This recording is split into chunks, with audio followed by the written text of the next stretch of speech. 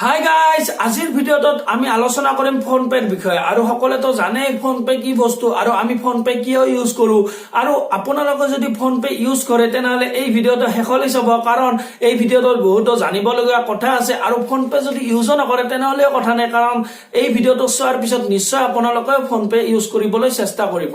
আৰু আজি মই আপোনালোকক এই ভিডিঅ'টোত কম যে কেনেকৈ আমি ফোনপেৰ দ্বাৰা কেশবেক পাব পাৰো বা অফাৰ আমি পাব পাৰো, এই বিষয়ে আজি আলোচনা কৰিম। বলকচোন ভিডিঅ'টো ষ্টাৰ্ট কৰো।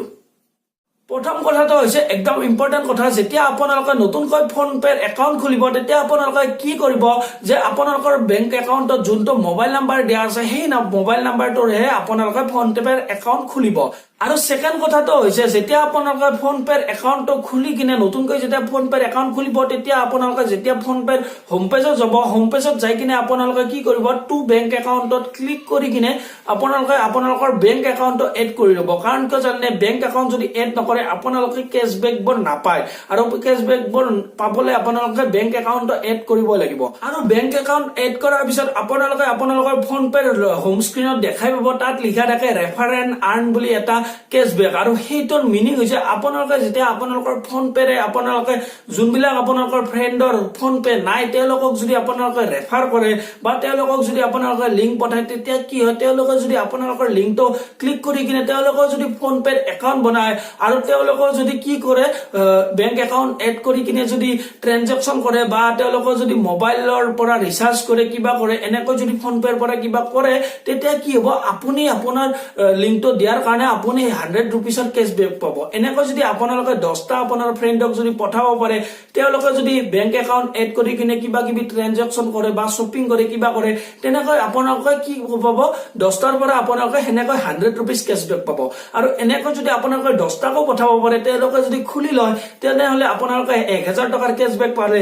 আৰু এনেকৈ যদি বেছি বেছি ফ্ৰেণ্ডক যদি আপোনালোকে দিব পাৰে তেনেকৈ আপোনালোকে বেছি বেছি পইচা পাব, গমেই পালে।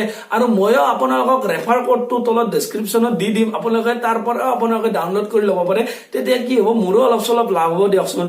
আৰু সেকেন্ড অফাৰটো হৈছে আপোনালোকে যেতিয়া আপোনালোকৰ বেংক একাউণ্ট এড কৰি কিনে পে ফোনেৰে যেতিয়া আপোনাৰ ফ্ৰেণ্ডৰ একাউণ্টত 1 টকা ট্ৰেনজেকচন কৰিব, 1 টকা ট্ৰেনজেকচন কৰাৰ পিছত তেতিয়া আপোনালোকে কি হ'ব, 100 টকা আপোনালোকে কেশবেক পাব। আপুনিও 100 টকা কেশবেক পাব, আৰু আপোনাৰ ফ্ৰেণ্ডৰ যোনটোৰ তাত আপোনালোকে 1 টকা পঠাই দিছিল তাৰ তাতো আপোনালোকে 100 টকাৰ কেশবেক পাব। তেনেকৈ দুয়োটাই পাব। আপোনালোকে কিন্তু এটা কথা মনত ৰাখিব, এটা একাউণ্টৰে এসপ্তাহত একবাৰে 1 টকা ট্ৰেন্সফাৰ কৰিব পাৰি। তেনেকৈ আপুনি আপোনাৰ ফ্ৰেণ্ডৰ তাত 1 টকা দিলে, দুয়োটাৰ তাতে কেশবেক আহি গ'ল, তেতিয়া আপুনি কি কৰিব, আপোনাৰ বেলেগ ফ্ৰেণ্ডৰ পৰা আপোনাৰ তাত 1 টকা পঠাই দিব, তেতিয়া কি হ'ব, দুয়োটাই কেশবেক পাব।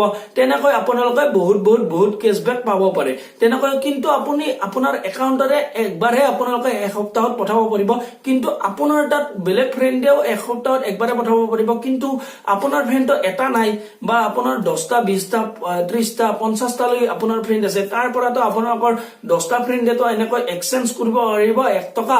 1 টকাত এক্সচেঞ্জ কৰিলে আপোনালোকে এনেকৈ 100 টকাৰ কেশবেক পাব, আপুনিও পাব আপোনাৰ ফ্ৰেণ্ডে পাব, তেতিয়া দুয়োটাৰে লাভ।